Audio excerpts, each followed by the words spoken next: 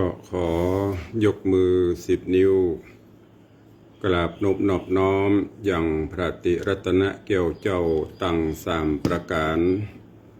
อันมีพระพุทธเจ้าพระสัทธรรมเจ้าพระสังฆเจ้าอันเป็นสรณะที่เปิ่งตีเคารพนับถืออันสูงสุดในชีวิตขอกราบคารวะแตบไตไวยสาปารมีธรรมพระมหาเถรานุเถระเจ้าคณะพระสังฆาธิการภิกขุสงฆ์องค์เนนจุตนจุองค์โดยความเคารพขอเจริญสุขเจริญปอนปออกไม่ออกศรัทธานาบุญสันนิบันตันเข้าจุหนุ่มเท่าใจยิงขอน้อมต้อนรับทุกท่านเข้าสู่รายการมรดกธรรมกำเมืองและสารธรรมกำเมืองต่างสถานีวิทยุกระจายเสียงพระพุทธศาสนาแห่งชาติและสังคมคลื่นเพื่อการศึกษาพระพุทธศาสนาและวัฒนธรรมคลื่นพระพุทธศาสนาและจริยธรรมคลื่นวิทยุสีขาวเพื่อเจ้าประชาคลื่นพระพุทธศาสนาของคณะสงฆ์อำเภอสารปีก็คือสารปีปริยัติศึกษาส่งสัญญาณออกอากาศต่างคลื่นความถี่สถานีวิทยุวัดไฝ่หินกระจายเสียงในระบบคลื่นความถี่ FM 104.50 เมกะเฮิรตซ์สถานีวิทยุคลื่นพระพุทธศาสนาและจริยธรรมในความอุปถัมภ์ของมูลนิธิพระบรมธาตุเจ้าดอยสุเทพกระจายเสียงในระบบคลื่นความถี่ FM 96.0 เมกะเฮิรตซ์สถานีวิทยุคลื่นวิทยุสีขาวเพื่อเจ้าประชาในเมตตาของท่านเจ้าอาจารย์พระครูอภิวัฒนวิกรมร่วมกับทางผู้อำนวยการสถานีในเครือข่ายตั้งแต่เชียงใหม่ลำพูนลำปางแป่น่านเป็นต้นแล้วก็สถานีวิทยุของคณะสงฆ์อำเภอสารปีในชื่อของสถานีวิทยุเพื่อการศึกษาหรือว่าสารพีปริยัติธรรมได้รับเมตตาจากหลวงพ่อพระครูสาธรกิจโกศลหลวงพ่อเจ้าคณะอำเภอสารปีได้เมตตามอบถวายเวลาออกอากาศทางคลื่นความถี่ FM 87.50 เมกะเฮิรตซ์พร้อมกันนี้ก็ขอยกมือ10 นิ้วกราบถวายการต้อนรับและเจริญพรต้อนรับ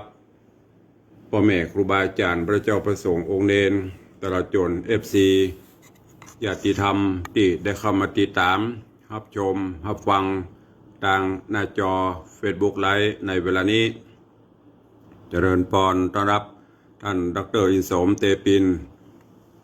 ปินันอินสมเจ็ดศรีพิทาจารย์ปุจารย์เสียงทองเนอะเจริญพรต้อนรับคุณโยมสุนทรวงปันปินันยุทธเจริญพรต้อนรับโยมแม่ครูเหรียญทองจันทีเจริญพรต้อนรับโยมแม่สุปรณีรูมาคุณโยมสนจันทร์ซอนคำเนอะกำลังเข้ามาติดตามทางหน้าจอในวันนี้ปากันวันนี้ก็เป็นวันสำคัญของชาติแถมวันหนึ่งวันแม่แห่งชาติหรือว่าวันคล้ายวันพระราชสมภพของสมเด็จพระนางเจ้าสิริกิติ์พระบรมราชินีนาถพระบรมราชชนนีพันปีหลวงเป็นวันแม่แห่งชาติตามที่เปิดประกาศตัวเองเจ้าวันนี้หลายวัดหลายวาหลายพื้นที่องค์กรต่างๆก็จัดกิจกรรมวันแม่มีการทำบุญตักบาตรเพื่อถวายเป็นพระราชกุศลแล้วก็เพื่อพระนาบุญโดยในภาคสายภาคค่ำก็จะมีกิจกรรมต่างๆเนอะก็น้อมเอิญเชิญชวนญาติโยมศรัทธาเหล่าประสบกนิกรปวงชนชาวไทยเฮาทุกหมู่เหล่า ได้ร่วมกันน้อมจิตน้อมใจร่วมกันบำเพ็ญเพื่อถวายเป็นพระราชกุศลแด่สมเด็จพระนางเจ้าสิริกิติ์พระบรมราชินีนาถพระบรมราชชนนีพันปีหลวงแล้วก็วันนี้ที่วัดปันแหวนก็จะมีกิจกรรมวันแม่ตัวในช่วงบ่ายตุลุงก็ได้รับนิมนต์ไปโปรดเมตตาที่วัดปันแหวนตัวนะในวันนี้ ได้รับเมตตาจากทางคลื่นสีขาวได้กระจายข่าวหรือว่าได้ถวายเวลาตัวบอกว่าทางวิทยุสัญญาณออกไหมรู้สึกว่าไมค์ไฟไมค์มันบ่ออกแต่สัญญาณคงจะดีอยู่ขอบพระคุณกับท่านเจ้าจำพระครูสมุวิสุวัตวรกิจโจเนอะได้เป็นช่างเทคนิคใหญ่ดูแลแม่ข่ายลักในการกระจายเสียงตัวขอบคุณกับเป็นอันทินฐานเจ้าหน้าที่ของ104วันนั้นมาแก้ไขมาดูแต่ว่าวันนี้รู้สึกว่าไมค์เปิดแล้วไฟมันทำไมไม่ออกบอกว่าสัญญาณออกก่อนแต่เบิ้ลก็เมตตาได้แจ้งเข้ามาตัววันนี้ก็ตะกี้เอาไปดูไปพอน้ำปิงก็รู้สึกว่าน้ำจะขึ้นลงแล้วเนอะถ้าฝนบัดตกมาแท่งก็คงจะรอดกันไปแต่ถ้าว่าฝนตกฝนซึ้งก็บ่แน่ด้วยความเป็นห่วงจะต่างตุลุงในวังตุลุงก็เตือนตือวันตลอดจนต่างข่าวสารบ้านเมืองต่างป้องกันบรรเทาสาธารณภัยตลอดจนกรมอุตุนิยมวิทยาที่ดูสภาพดินฟ้าอากาศเพิ่นก็แจ้งตลอดเนอะก็โดยเฉพาะพี่น้องญาติโยมที่อยู่ใกล้แม่น้ำตะฝั่งใกล้น้ำใหญ่น้ำน้อยน้ำคลองต่างๆก็เช่นเดียวกันอยู่ใกล้เขาลำเนาภัยอยู่ตีนเขาอยู่เชิงเขาเนอะก็พยายามติดตามข่าวสารแล้วก็ป้องกันตัวเองไว้ก่อนของใจไม้สวยเครื่องใจอันใดที่ควรจะเก็บก็เก็บขึ้นไว้บนที่สูงเสียก่อนมันจะท่วมหรือบ่ท่วมนั่นก็บ่ต้องไปว่ามันเก็บไว้ปลอดภัยไว้เสียก่อนมันบ่ท่วมก็เป็นโจกไปแต่ถ้ามันท่วมความเสียหายที่มันจะนักมันก็จะน้อยลงเนอะอันนี้ตุลุงก็เตือนอยู่ถึงวันตลอดจนจะเดินทางไปหันไปนี่ก็เตรียมจ้องเตรียมล่มไปตัวเองแล้วก็ไปยากาศยังงานก็ออกจากบ้านจากจองเจ้ากว่าปกติหน่อยเพื่อรถรางมันติดถนนหนทางรถมันติดชั่วโมงเร่งด่วนบอกว่าเมื่อเจ้าว่าเมื่อค่ำก่อนจะไปงานก็รถจะติดก่อนจะปิกก็รถติดยิ่งโรงเรียนเปิดใกล้สถานศึกษาในรถจะติดเพราะนั้นก็เพื่อเวลาไปให้หน่อยญาติโยมท่านทั้งหลายในปัจจุบันเวลา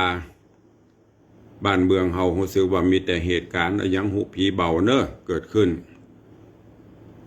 บึดก็เรื่องนั้นยังบัดตันจบเรื่องนี้เข้ามาแทน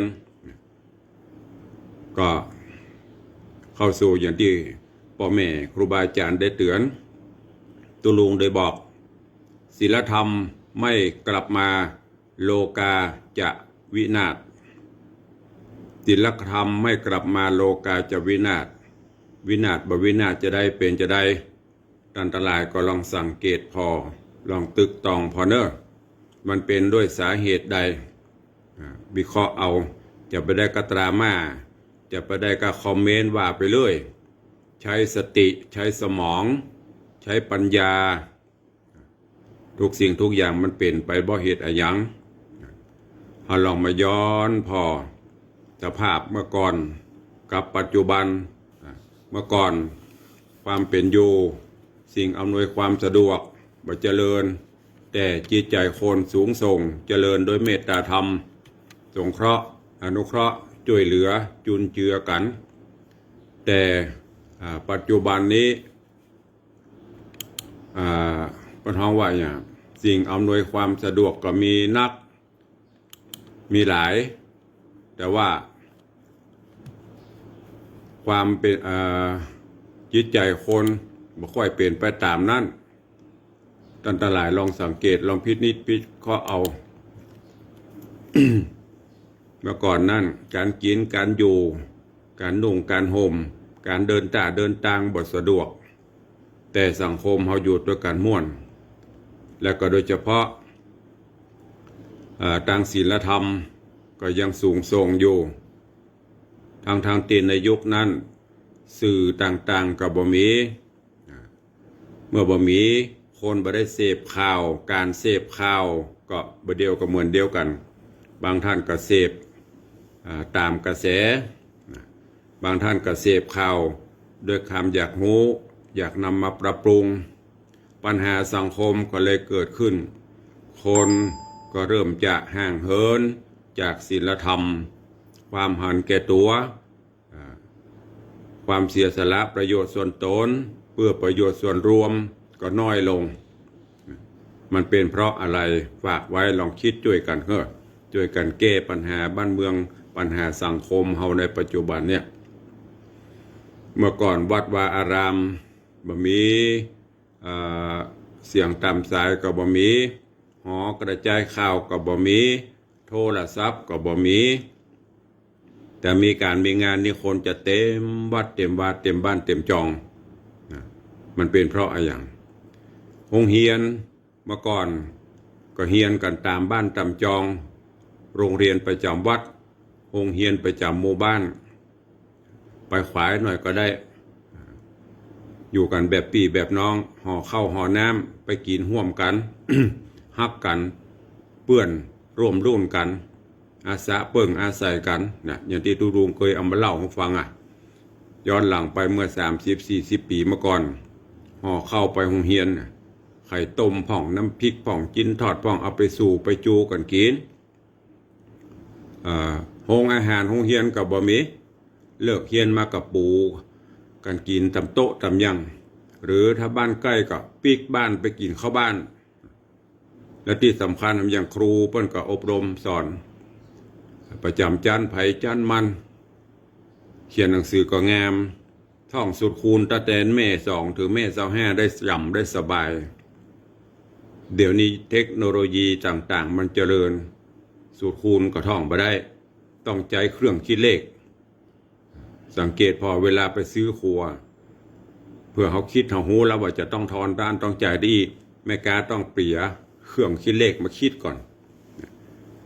เนี่ยเอาว่าการยุคการสื่อสารเจริญมันเจริญในด้านไหน เวลามีเหตุการณ์ต่างๆหันคุณครูเปิ่นพรรณนาความน้อยอกมองใจก็น่าคิดนะน่าคิดเวลาครูทำโทษนักน้อยก็ว่าครูทำเกินกว่าเหตุนะโครงการหักไม่เร็วหักโน่นหักนี่ก็ว่าเมื่อก่อนนี่เวลาครูเวลาเขาพิษอย่างมานี่เปิ้นเอาไปอย่างก็เปิ้นห้องตั้งคอมพิวเตอร์เป็นจะได้นี่หมุนวนตั้งห้องทรงเป็นจะได้พ่องเพิ่นไอเขียนหน้าเสาธงเวลาไปโรงเรียนมีเรื่องมีราว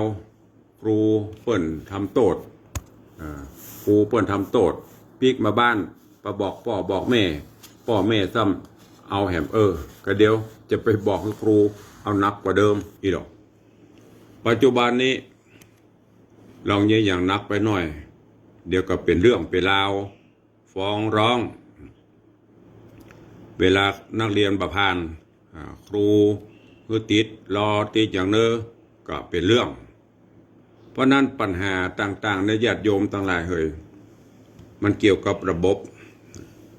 แก้ไขระบบอย่าเบียบอย่าหุบผีเบามันเป็นเปิ้นเฮาว่าถ้าเฮายิ่งเปิดออกไปนะมันจะเจอสปะสปันอันนั้นโจรอันนี้โจรอันนั้นก็ต้องก้อยๆแก้ไขที่สำคัญนั้นใช้ก็คือเรื่องศีลเรื่องธรรมเนอะเรื่องศีลเรื่องธรรมหมู่นี้อย่าได้ประมาทพยายามวันนี้รู้สึกว่าทางหน้าจอคอมจะมีปัญหา สัญญาณมันเดี๋ยวขอลงหยัดแป๊บมันหายไปไหนหมดนี่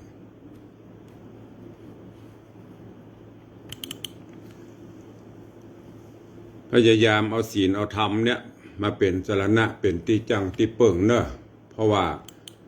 อย่างที่ตุลูกบอกแต่ต้นนั่นนะถ้าขาดศีลขาดธรรมไร้ศีลไร้ธรรมละมันจะ บ้านเมืองก็เป็นจะเยอะขอให้ทุกท่านเฮาให้ใจศีลใจธรรมมีสติมีปัญญาให้นักแล้วเฮาตั้งหลายจะรอดพ้นวิกฤตต่างๆถ้าตังนักเรียนมีปัญหาครูบาอาจารย์ก็โดนถล่มจะเป็นให้ครูเพิ่นดูแลทุกอย่างก็เป็นไปบ่ได้ต้องมีส่วนร่วมช่วยกันทางบ้านพ่อแม่ก็ต้องให้ความอบอุ่นกับลูกกับเต้าจะไปเอากระสตางค์ยืนฮื้อไม่ใช่ว่าลูกเต้าเขาได้อย่างกับตัวใจแหกกูอย่างเลี้ยงลูกเหมือนไข่ในหินสุดท้ายก็ตุกอาจินเป็นตลอดแต่ก่อนที่รุ่นเฮาเขาอายุ40-50มันโดนติวหูพ่องแง่คัดเคียนพ่องมัดเอามดส้มปล่อยพ่องเนี่ยบหารไปตายแล้วลวกมดประเดี๋ยวนี้โอ้แทบจะบ่ได้เตียวดินมีกระด็อกเตอร์เต็มบ้านเต็มเมืองอันนี้มันได้ตรามาว่าเพิ่นเนอะแต่ก็มีก็เรื่องกระราวนะครูเพิ่นก็สอนดีนะลูกหลานเฮาจบบัณฑิตจบมหาบัณฑิตเป็นด็อกเตอร์กันก็นักแต่กับแต่ละปัดบ้านเมืองมีก็อันนั้นอันนี้ก็น่าคิดอยู่นะ ก็ฝากไว้กับทุกท่านเฮาร่วมกันเนอะช่วยกันแก้ปัญหาอย่างต่างๆการเลี้ยงลูกเลี้ยงเต้าเนี่ยสำคัญเป็นด่านแรกสถาบันครอบครัวอย่างกรณีที่ลูกหลานเฮาไปก่อเหตุที่เป็นเรื่องเป็นราวนั่นน่ะทำมาพ่อก็ครอบครัวตั้งแต่ครอบครัวพ่ออยู่ติ่งแม่อยู่ติ่งละอ่อนก็เกิดความว้าเวอยู่กับพ่ออุ้ยแม่มอนพ่ออุ้ยแม่อุ้ยก็ยังเฮาฮู้น่ะฮักลูกฮักหลานบางเตี้ยก็ฮักในทางที่บ่ถูกตามใจตัวใจนักลำไปก็เลยทำให้ลูกหลานเฮาบ่ฮู้ว่าอันอย่างผิดอันอย่างถูกไปโรงเรียนครูเพิ่นสอนไม่ได้เป็นชั่วโมงเพิ่นไม่ได้สอนเป็นประจำชั้นเหมือนดังเมื่อก่อนเมื่อเก่านั้นประจำชั้นไผ่ชั้นมันนักเรียนก็จำหรอกครูประจำชั้นของเฮาชื่ออันหยังอย่างตุลุงเรียน60 ปลายนะตุลุงยังจำนะครูคนแรกของตุลุงที่เข้าไปชั้นแต่ก่อนนี้มันมีอนุบาลถ้ามันจะลูกคนแต่ว่ากับบริเรียนอนุบาลเข้าปุ๊บกับป.1เลยบ่มีอนุบาลเตรียมอนุบาลอย่างประเดียวบ่มีประเดี๋ยวเตรียมอนุบาลตั้งแต่อยู่2 ขวบ3 ขวบล่ะแต่ก่อนนี้อายุป7 ปี 7 ขวบล่ะยังโปอยู่ได้นุ่งผ้าครัวดีเหมือนประเดียวไปเรียนหนังสือครูคนแรกคือแม่ครูอุ่นเรือนหินเดชถ้าเพิ่นมีเดี๋ยวนี้ก็ให้100 ปลายละเนี่ยครูคนแรกจำได้เต้าบ่ล่ะขี่รถเครื่องแต๊ดไปโรงเรียนตอนนั้นไปลูกหลานเยาวชนนักเรียนไปโรงเรียนก็เตี้ยวกันโลกโรงเรียนใกล้บ้านอย่างที่เล่าตะเกียเป็นหมู่เป็นฝูงอย่างสุมาเตตีนมนโคกโลกนุ่งมันเตี้ยวก็คอดหัวไก่ฮะสุมาเตขี้มุกแห้งติดตะก้ามเบอะอาจจะเข้าห้องเรียนกับปโตด่านแรกหลังจากที่ครูป่นอบรมหน้าเสาธงแล้วสื่อหน้าไผ่หน้ามันลบแง่ก่อน แง่ก่อนติดกระโปรงนักเรียนติดเตียวที่ยังเบอมันจะเลี่ยนเกี้ยนยังเดียวเนี่ยแต่ความรู้วิชาเป็นเลิศนะเป็นเลิศเรียนตั้งแต่ป.1 ถึงป.6 ป.7 แต่ก่อนนะเวลาทำผิดมาครูเพิ่นก็เขียนแต่ประเดี๋ยวนี้อย่างที่ได้ย้อนที่บอกตะเกียมีทำโตดก็บ่ได้ยี่หยังก็บ่ได้ครูเพิ่นก็มีหน้าที่สอนไงเพิ่นก็สอนเป็นชั่วโมงลูกไผเฮียนก็เฮียนไป ไผไปเฮียนก็ตามใจไปเฮียนก็ติดรอติดศูนย์ต้องไปแก้ไปอย่างน่ะพ่อแม่บ่ฮู้เขาว่าครูบ่สอนครูบ่อบรมมีครูที่ไหนเดี๋ยวมันจะมีกัน1 ใน 100 ในล้านที่จะให้แหวกด่านไปมาทุกวงการมันมีอยู่ละเปิ้นก็ฮักในวิชาชีพของเปิ้นนิ่งกฎหมายมันมีระยะเวลาไปเขียนก็เดี๋ยวก็จะฟ้องจะร้องแม้แต่เป็นหอยเต้าเล็บแมวข่วนนี่ก็เป็นโทษเดี๋ยวดีบดีครูก็จะต้องมาเด้งออกกว่าเพิ่นจะสอบกว่าเพิ่นจะเฮียนจะสอบติดกว่าจะมาติดได้บรรจุเนี่ยมันจะง่ายๆลูกจะมาอันโดนไล่ออกกับลูกบาทนี่ลูกลูกผู้ดีมีเงินนี่ลูกเพิ่นก็สอนไปแนะนำไปฟังก็ฟังบ่ฟังก็แล้วไปมันก็เลยเป็นปัญหาสังคมปัจจุบันเนี่ยลูกใครได้รถก็ซื้อรถให้ใครได้โทรศัพท์ยื่นประเคนให้หมดใหญ่มาซ้อว่าหากินบ่ได้ช่วยเหลือตัวเก่าบ่ได้เหมือนดังพ่อแม่ครูบาอาจารย์ที่เปิ้นเคยนำเอาเรื่องของอะไรอย่างก็ลิงหรือว่าวอกลิงหรือวอกเลี้ยงลูกเนี่ยคนเฮาบ่ได้เลี้ยงอย่างอันแต่ลูกฮักเอาไว้ตั้งหลังลูกจังเอาไว้ตั้งแน่มันเป็นจะได้ลูกฮักลูกจังลูกฮักเอาไว้ตั้งหลังเวลาแม่ลิงแม่วอกมันจะขึ้นต้นไม้มันเจ้าตั้งหลังถูก็หรอมันเอาตั้งแน่ถูเขาลูกที่มันจังมันกับวัฒนถูขึ้นไปจะเป็นแยกกับจังป้อมันเลยเนาะมันจังเวลามันกินกล้วยกินได้อาหารการกินอย่างมันก็เอายื่นไปตั้งหลังเหลือน้อยแบ่งมาตั้งแน่ไอ้ลูกตั้งแน่ก็อดทนเอาแล้วลูกตั้งแน่ก็จะสังเกตการหากินของแม่ของป่อปีนไปว่ายไปตามกิ่งไม้ได้สะดวกสบายไอ้ลูกตั้งหลังนี่รอกระป่อรอกระแม่จะป้อนฮื้อเลยเซาะกินกับได้วันหนึ่งแม่ตายละไปลูกวอกลูกลิงตัวที่ป้นจังตัวที่วอกจังตัวเอาไว้ตั้งแน่น่ะหากินสบายเพราะเกยผ่านฮ้อนผ่านหนาวผ่านทุกข์ผ่านยากบละเสาะกินได้สบายปีนป่ายต้นไม้ได้สบายไปต้นนี้วิ่งไปต้นโน้นได้สบายเพราะดูสังเกตการจากแม่ที่เลี้ยงมาถึงแม้แม่จะจังแต่ตัวเก่าตักตวงเอาสังเกตสังกาเอาประสบการณ์ที่แม่ส่วนลูกไอ้ตัวที่ฮักเอาไว้ตั้งหลังนั่นน่ะหากินก็ไปจ้างนี่อย่างก็ไม่ได้สุดท้ายก็หงอยตายเหมือนบะเดียวเนี่ยญาติโยมต่างหลายเนี่ยกินก็ไปจ้างล้างถ้วยก็บ่เป็นซักผ้าก็ไปจ้างเฮาจะไปโทษลูกหลานก็บ่ใจโทษพ่อแม่โทษครอบครัวก็พอมีส่วนมันเป็นได้ตุลงก็อย่างที่บอกตะเกียข้าได้อย่างกับประเคนทุนเกล้าหมดบอกใครให้ลูกได้ตุกกว่าลูกตุกข้าได้อย่างก็ฮื้อมีก็หาบ่มาก็ซาะไปกู้หนี้จุ่มศีลฮื้อไปโรงเรียนก็ไปอันน่ะเฮียนแต่หุบ่เฮียนแต่หุเมื่อก่อนนี่ย้อนกล่าวถึงเมื่อก่อนเฮียนโรงเรียนประจำหมู่บ้านประจำวัดหรอถ้าบ่ไปโรงเรียนน่ะครูเพิ่นจะมาโตยหาถึงบ้านหรอนายนั้นไปไหนนายนี้อย่างตุลุงทำเปาเฮียนครูไปละนายประเสริฐยังบ่ไปโรงเรียนมันเป็นจะได้เมื่อยกาไข้กาเดี๋ยวแสดงว่าถ้าเฮารักเอี่ยวเนี่ยพ่อแม่ฮู้โดนเคี่ยนมื้อนี้อย่างว่าไปโรงเรียนครูเพิ่นมาโตยหานี่บอกก็บ่ได้ลบก็บ่ได้แต่ประเดี๋ยวนี้ปักปั่นกันไปเข้าโรงเรียนที่ไหนดังที่ไหนเข้ากันนักเรียนมีเป็นปันเปิ้นสอบเปิ้นจะเอา200สมัครเข้าไปปดโตคัดกันโลกอันที่แปรมันก็ไปตามนั่นน่ะก็ปัญหามันก็เลยเกิดขึ้นจะเนี่ยอันเนี้ยญาติโยมตลาดเขาจะไปโทษคนนั้นโทษคนนี้เนอะมันต้องไปโทษไผถ้าพอรักกันยังบักกี่วันหลังจากที่ลูกหลานเขาก่อเหตุเสร็จก็ยังมีขนาดนักการบ้านการเมืองนะนักการบ้านการเมืองอย่างที่ไปยิงกันนะอดีตสสยิงนายกอบจนะก็เป็นกรณีที่ควรศึกษาอันนี้เพราะอย่างผลประโยชน์ไม่ลงตัว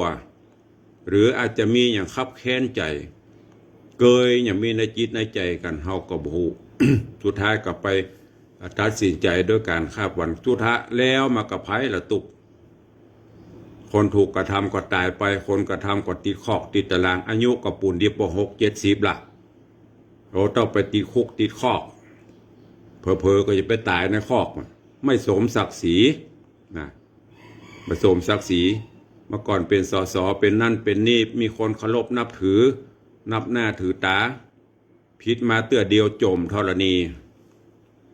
อันนี้แหละสังคมเราปัจจุบันนี้น่าคิดนะก็ลองก้อยๆช่วยกันเนอะ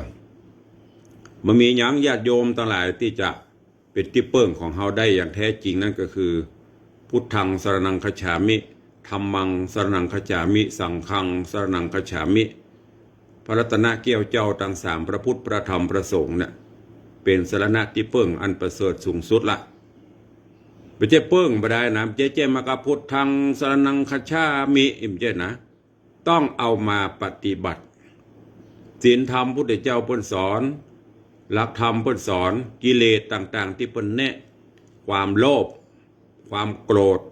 ความหลงเนี่ยโลภนัก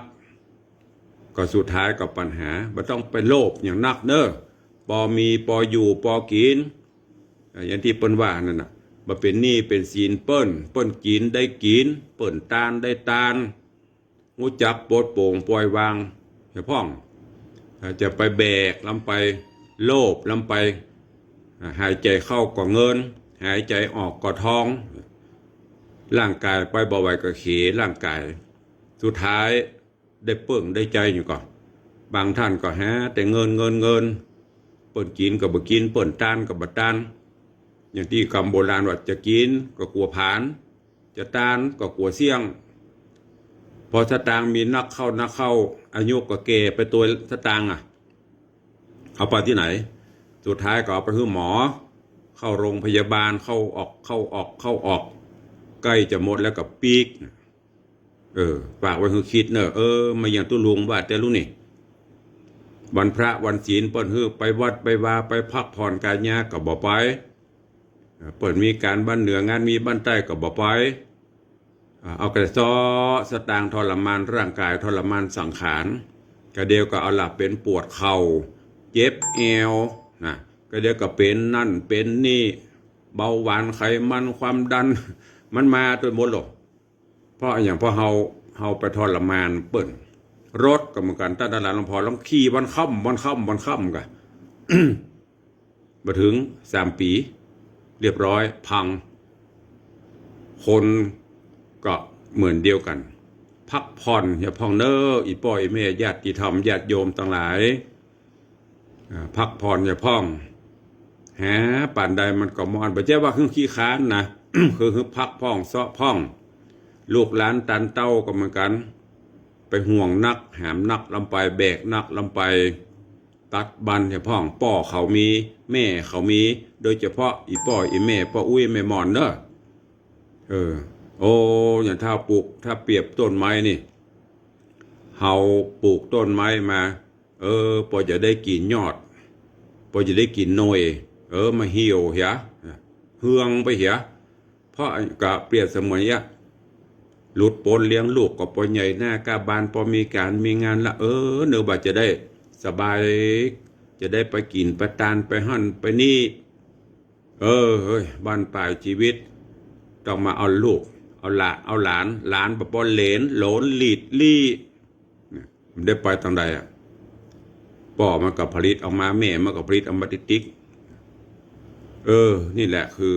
สังคมในปัจจุบันนี้เปลี่ยนไปสปันความสะดวกสบายหรือว่าเทคโนโลยีเจริญอย่างต่างๆเจริญแทนที่จิตใจจะเจริญสูงไปตัวกับแต่ละปัดมันปีนกันไปเหียการที่จะช่วยเหลือจุนเจือกันก็บอกให้มีตุลุงเคยเอามาบอกหลายเตือละเมื่อก่อนเจ็บไข้ได้ป่วยปีน้องบ้านใกล้เฮือนเคียงขำมากามาวันกันมาเอี่ยวมาใจหากันหรอกมีอย่างก็มาสู่มาจูกัน ม่วนกำลังใจปัจจุบันนี้ใส่อยู่หัวติดกันภัยเป็นอย่างยังบ่ฮู้เพื่อฮู้คิงแหมกำใต้แน่ใต้แน่ใต้แน่รถรวมใจรถมูลนิธิรถเทศบาลรถกู้ชีพกู้ภัยมาเอาปุ่นเจ๊จังฮู้อีนั้นเดียงแล้วบ่เฮ้ยบ้านนั้นเปแล้วปุ๊บไปโรงยาไปไผก็ไปเยี่ยมไปแอวหากันเหมือนเมื่อก่อนความหันแก่ตัวสูงกิเลสตัณหาก็ขึ้นเพิ่มพูนนักอยากมีอยากได้อยากเป็นความโลภความโกรธความหลงเนี่ยอย่างที่ไปฆ่ากันไปเนี่ยกันก็ด้วยความโกรธเก็บกดเก็บดันกันไว้เมื่อก่อนนั้นเปิ้นมีอย่างเปิ้นกันโลกวิทยุทานินวิทยุทานซิสเตอร์นะวิทยุทานเนี่ยมันจะมีวิทยุมันจะมีคอมเหมือนเดียวฟังรายการธรรมะฟังเพลงฟังซอฟังอีเกก็มีความสุขไปนะประเด็นนี้โทรศัพท์ยิ่งโทรศัพท์ประเดียวกับเหมือนกันเทคโนโลยีประเด็นนี้มันปีนเมืองในอีป้อยแม่ญาติธรรมต่างหลาย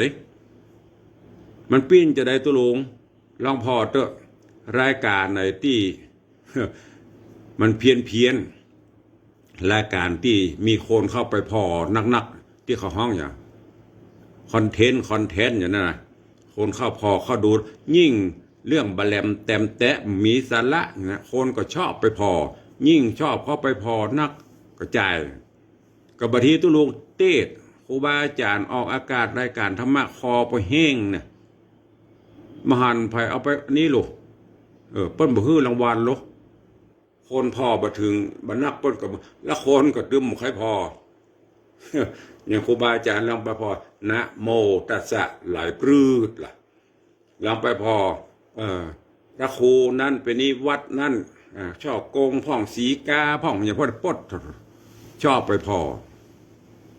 แล้วก็เอามาเครียดเอามากึดต่างเปิ้นแต่หุบแต่หุวิเคราะห์วิจารณ์ตัวลุงจัดรายการก็ดีพ่อแม่ครูบาอาจารย์จัดรายการก็เด็ดโยมเหยเอาไปวิเคราะห์พอเนอะที่ตัวลุงนั่นแต่หุที่ท่านเจ้าคุณนี่มีสาระลูกควรจะเป็นจะลูกอีกอะลองเอาไปวิเคราะห์เด้อ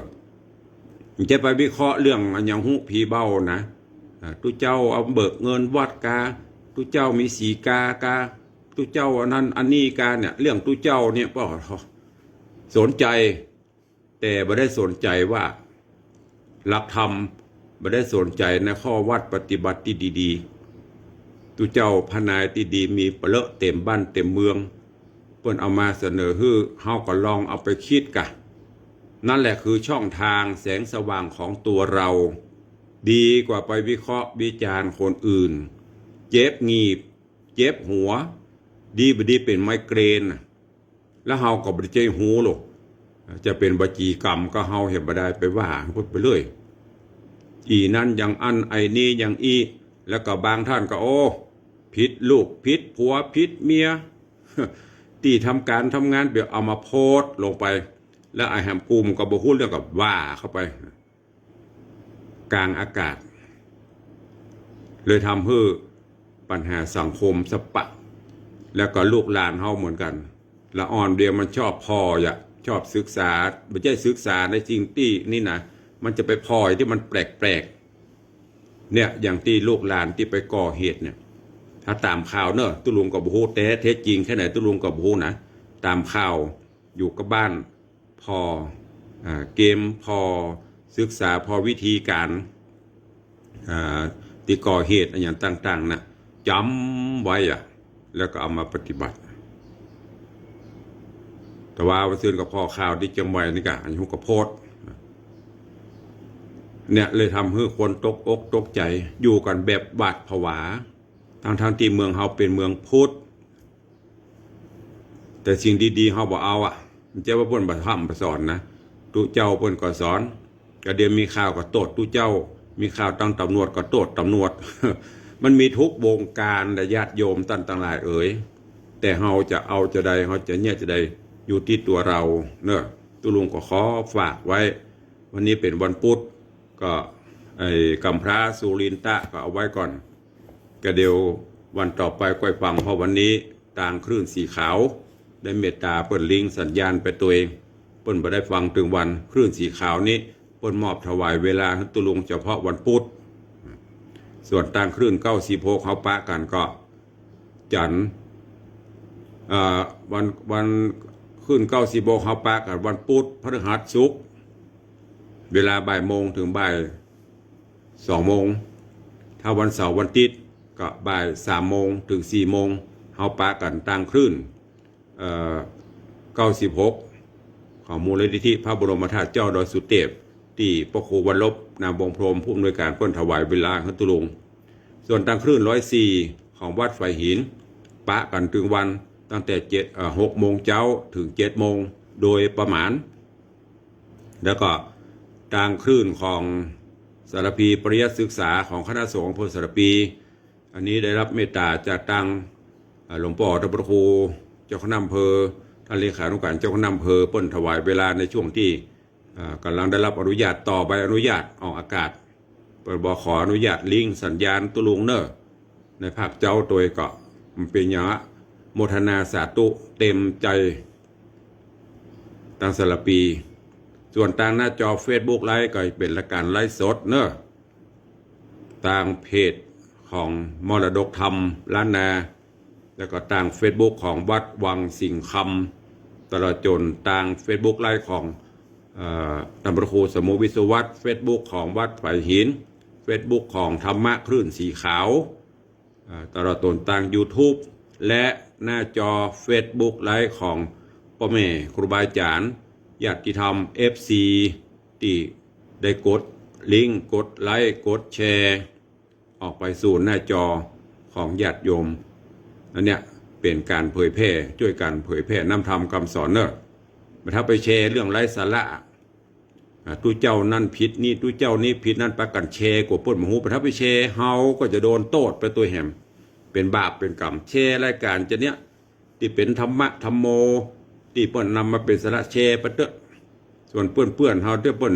มันมีเวลาเปิ้นจะได้มาดูย้อนหลังเนอะกราบขอบพระคุณพ่อแม่ครูบาอาจารย์ขอบคุณญาติธรรมญาติโยมทุกท่านตัวเข้าสู่โหมดท้ายรายการวันนี้ก็มีข่าวประชาสัมพันธ์ให้กับทุกท่านเนอะวันนี้ที่วัดปานแหวนวัดของหลวงพ่อพระครูสิริปริยติยานุศาสตร์ด็อกเตอร์ไม่นะกะมาแล้วสิริอะไรอย่างนี้ลืมไปละของหลวงพ่อรองเจ้าคณะอำเภอแม่แจ่ม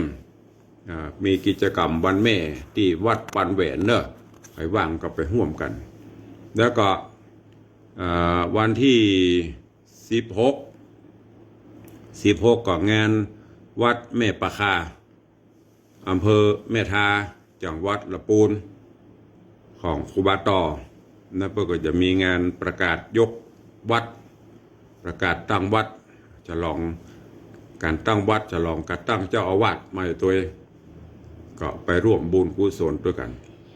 วันที่17ก็ที่วัดพระพุทธบาทตากผ้าอำเภอปะซางจังหวัดละปูนก็จะมีงานทำบุญครบรอบจัดการครบรอบวัดอันนี้เพิ่นก็นิมนต์ตุลุงไปร่วมเป็นสงฆ์ตัวก็ประชาสัมพันธ์แจ้งให้กับทุกท่านเนอะส่วนรายการเผยแพร่ธรรมนั่นก็ทางคณะสงฆ์สารปีวันเสาร์หน้านี้ที่ไหนมุนเนอะท่านเจ้าแต่พระครูวิมลภูริพัฒน์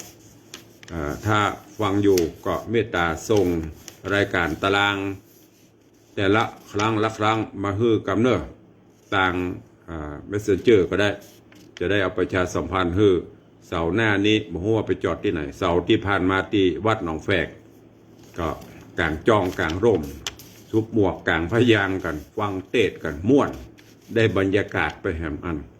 ส่วนของทางรถด่วนขบวนพิเศษของคณะสงฆ์จังหวัดเชียงใหม่ในวันที่21วันที่21นี้เป็นวันสำคัญยิ่งเนาะหนึ่งก็เป็นวันพระวันศีลเป็นวันครบรอบ63ปีเต็มของตุลุงตัวรายการรถด่วนขบวนพิเศษของคณะสงฆ์จังหวัดเชียงใหม่สภาธรรมจังหวัดเชียงใหม่พุทธสมาคมจังหวัดเชียงใหม่ ยุวพุทธิกสมาคมสภาวัฒนธรรมอำเภอเมืองมูลนิธิพุทธสมาคมชมรมอนุรักษ์วัฒนธรรมประเพณีท้องถิ่นชมรมลูกเสือชาวบ้านทสปชแล้วก็คณะกรรมการบริหารกลุ่มหนุ่มสาวจังหวัดเชียงใหม่จะไปจอดณชานชลาวัดป่าแดงตำบลต้นเปาอำเภอสันกระแพงจังหวัดเชียงใหม่เนอะมีกิจกรรมวันแม่ในวันที่13วันที่13ไม่ใช่วันที่21สมหัสวันที่13นี่ก่อนวันที่21เนี่ยติ่งวันที่13ลืมไปขอประทานอภัยวันพระวันศีลที่13วันพุกนี้วันนี้วันที่12เนาะวันพุกไปจอดที่วัดสันป่าแดงเนอะวัดสันป่าแดงเป็นครั้งที่2ก็เชิญชวนไปร่วมกันตัวนะเริ่มลงลืมนะครับตากับบเริ่มนี่แหละแล้ววันที่21นี่ที่วัดศรีบุญเรือง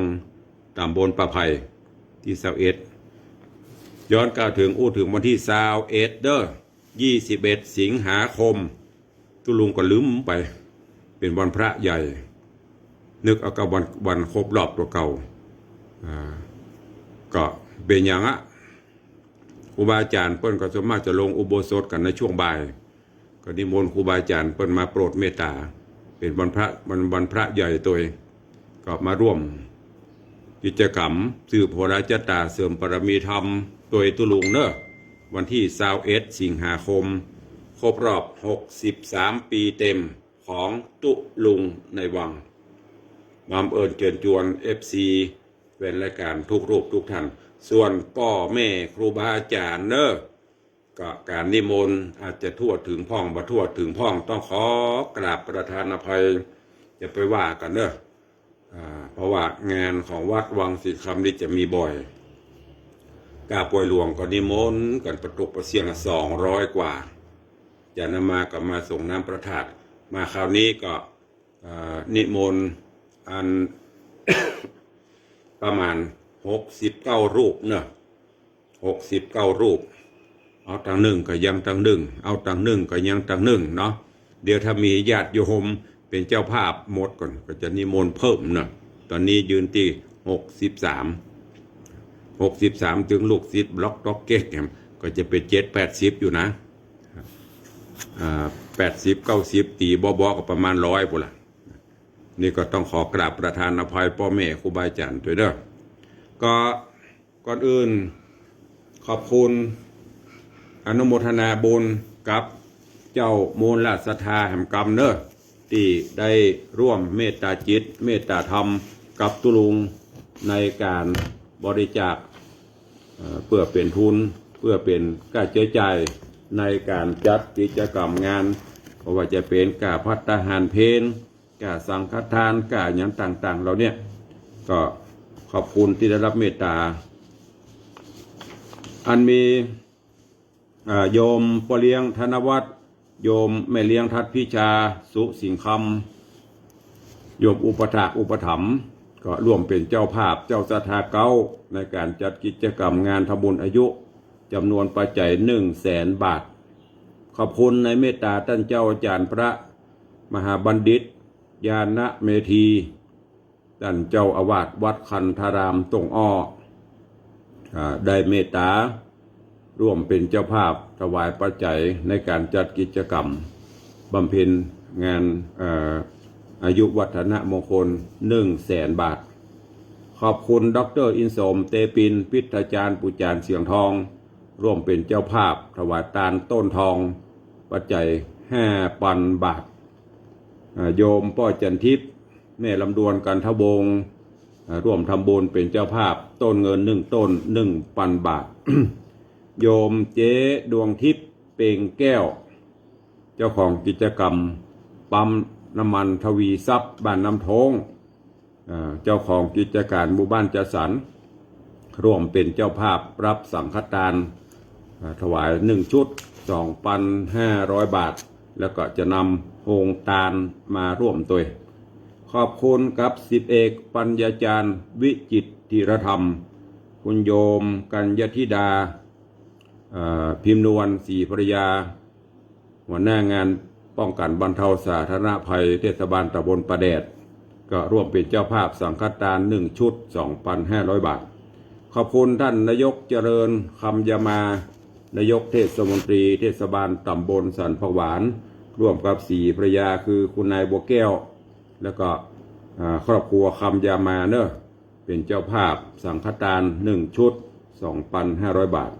ขอบคุณแม่ดาวันคำวังพร้อมลูกหลานร่วมทำบุญถวายตามต้นเงิน1 ต้น 1,000 บาทขอบคุณแม่จันเปงเรืองบิโนพร้อมลูกหลานเจ้าภาพต้นเงิน1 ต้น 1,000 บาทขอบคุณแม่อุ้ยมอนจันยาสมุทรเด็กหญิงจันยาสมุทรพร้อมลูกหลานตันเต้าบ้านน้อยสันกระแปงแม่อุ้ยมอน90 ป่ายละบละบลืมตุลุงติดหำลำตัวกันมาตั้งแต่เริ่มแรกละวันนี้ก็แม่อุ้ยมอนจันยาสมุทรพร้อมลูกหลานเป็นเจ้าภาพถวายทานต้นเงิน1 ต้น 1,000 บาทขอบคุณแม่ครูเหรียญทองจันทีพร้อมลูกหลานเจ้าภาพถวายปัจจัย1,000 บาทเดี๋ยวต้นเงินเพื่อจะตัวมาประวัตินะกี่ล้านบอกว่าเนอะของแม่ครูเหรียญทองจันทีขอบคุณโยมแม่จันเพนใจคำ นางสาวพินดาราใจสุรชัยนายพยุงศักดิ์ใจคำบ้านหนองก้นครุร่วมทำบุญ500 บาทอนุโมทนาบุญกับแม่ซุกจากวัดลำปางร่วมทำบุญ100 บาทโยมแม่อารีสดับร่วมทำบุญ200 บาทโยมแม่วลีเกษมพันธ์ร่วมทำบุญ300 บาทโยมแม่ศรีนวลรันจวนจากแม่ริมพร้อมลูกหลานร่วมทำบุญ300 บาทแล้วก็มีร้านนพกฤษการพิมพ์ของโยมพี่เจ้บ้านดอนใจรับพิมพ์งานทุกชนิดร่วมเป็นเจ้าภาพสังฆทาน1 ชุด 2,500 บาทขอบคุณร้านข้าวหมูกรอบน้องทามบัตตาโดยพี่นันปิงร่วมเป็นเจ้าภาพต้นเงิน1 ต้น 1,000 บาทแล้วก็ข้าวหมูกรอบ109 กล่องน้ำดื่มแฮม109 ขวดขอบคุณอนุโมทนาบุญกับโยมพี่แอนณัฐพจน์จากนรินทร์เนอะอันนี้ก็โยมอุปถัมภ์ทุกงานพี่แอนณัฐพจน์บลืมตุลุงสะเตื้อมาช่วยคราวนี้ก็พี่แอนณัฐพจน์จากนรินทร์สารปีมาเป็นเจ้าภาพสังฆทาน1 ชุด 2,500 บาทอนุโมทนาสาธุเนอะท่านผู้ใดจะร่วมเป็นเจ้าภาพอันใดก็แจ้งเข้ามาได้ในรายการแล้วก็พี่น้อยอย่างก็ลืมชื่อไปแล้วนี่ก็เป็นเจ้าภาพก็จะเอาโรงทานเข้ามาร่วมในงานทำบุญตัวเดี๋ยวก็เนอะไอ้น้อยอย่างก็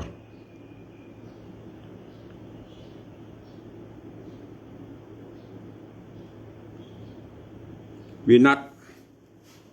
อันนี้ก็เป็นรุ่นพี่ก่อนได้เรียนด้วยกันที่วัดปะกล้วยเป็นน้อยวินัทมหาเทพพร้อมโดยครอบครัวจังการอันนี้จะนำเอาโฮงทานขนมหวานร่วมมิตรมาช่วยแล้วก็ได้บอกญาติธรรมจากโฮงทานก๋วยเตี๋ยวมาตัวก็ขอบคุณเนอะท้ายรายการใครจะจะเอ่ยกับตุลุงเนอะเข้ามาได้ใครจะจะเอ่ยกับตุลุงในเฟซบุ๊กตอนนี้เจริญพรเนอะท่านนายกเจริญคำยามาเข้ามาติดตามรายการตุลุงอยู่ขอบคุณกับโยมเพชรท่านพระครูประหลัดนิพนธ์ท่านพระครูวิมลภูริพัฒน์กำลังรับชมไปลืมเด้ออย่างนี้เจิญเข้ากล้องหน่อย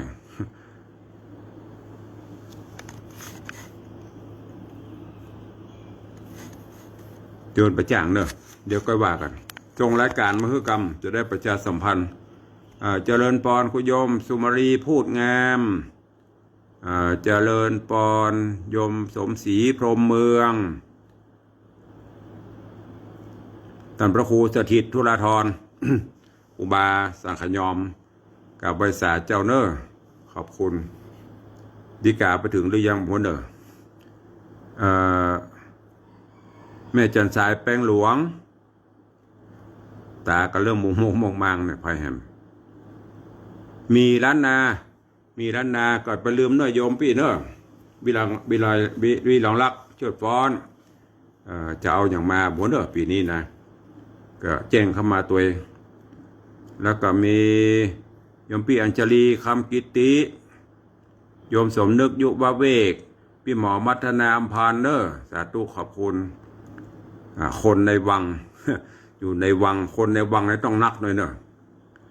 แล้วก็ท่านเจ้าหลวงปู่พระครูวัดสันป่าฝ้ายเนอะกราบขอบพระคุณเข้ามาติดตามเป็นกำลังใจตัวเอง